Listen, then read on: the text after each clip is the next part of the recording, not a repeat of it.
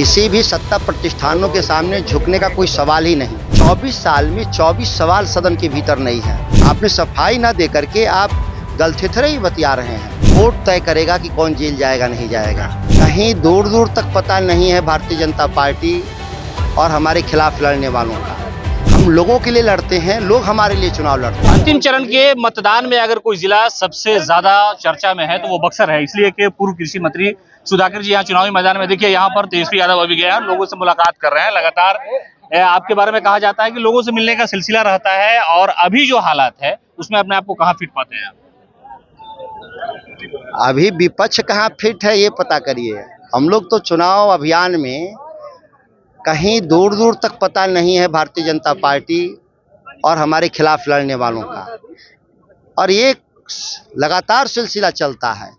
चुनाव के दिन चुनाव नहीं लड़ते हम लोग, हम लोगों के लिए लड़ते हैं, लोग हमारे लिए चुनाव लड़ते हैं। इसलिए आप देख रहे होंगे जहां भी जाइएगा लोग रहते हैं, लोगों के बीच में रहते हैं।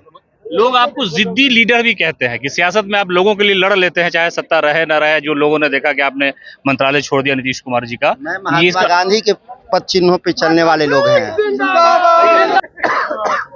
हम लोग महात्मा गांधी के पद चिन्हों पे चलने वाले लोग हैं। अगर मुद्दे सही हैं तो अंतिम दम तक लड़ेंगे। किसी भी सत्ता प्रतिष्ठानों के सामने झुकने का कोई सवाल ही नहीं। हम लोग भयमुक्त लोग हैं। अगर सही है तो लड़ेंगे। अच्छा, यहाँ पर जो भारतीय जनता पार्टी के उम्मीदवार है उसको लेकर के आपके जो समर्थक है वो कह रहे हैं कि मुकाबला नहीं है। पिछली बार 10 सालों में बक्सर को कुछ नहीं मिला, खासतौर से इस इलाके में नौजवान जो है वो फौज में जाया करते थे। एक बड़ा मुद्दा है ये। 24 साल से भाजपा की सांसद हैं यहाँ। 24 साल में 24 सवाल सदन के भीतर नहीं है, ना सड़क पर संघर्ष है। ये केवल झाल बजाने वाले लोग हैं दिल्ली की सत्ता प्रतिष्ठान का, जिसकी सरकार उसका जय बोलते हैं।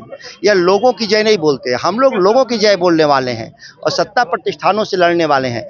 विकास क्या होता है या बक्सर के लोग महसूस ही नहीं किए।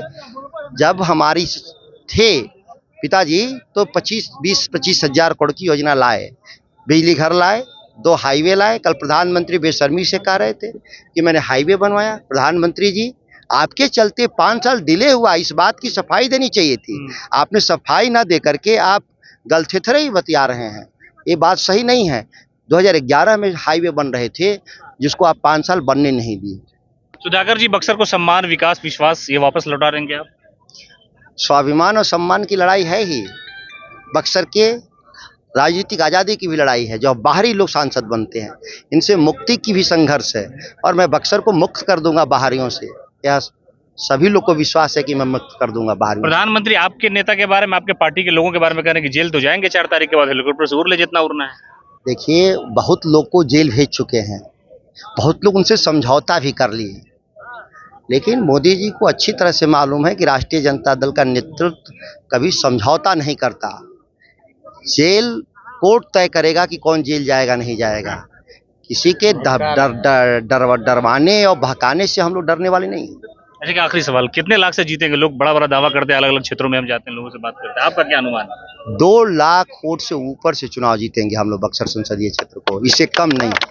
चलिए, सुधाकर सिंह थे और ये कह रहे हैं कि 2 लाख से अधिक वोटों से हम चुनाव जीतेंगे। और कहा कि जिसमें प्रधानमंत्री ने जो कहा जेल जाने के बारे में, उन्होंने कहा कि अदालत तय करेगी किसे जेल जाना है, ये न्यायालय का काम है, प्रधानमंत्री का काम नहीं है। किसे जेल भेजेंगे या किसके बारे में जेल जाने की बात कहेंगे, ये न्यायालय तय करेगा। सुधाकर सिंह कह रहे हैं कि बक्सर का जो विकास, विश्वास है उसे हम जरूर लौटाएंगे।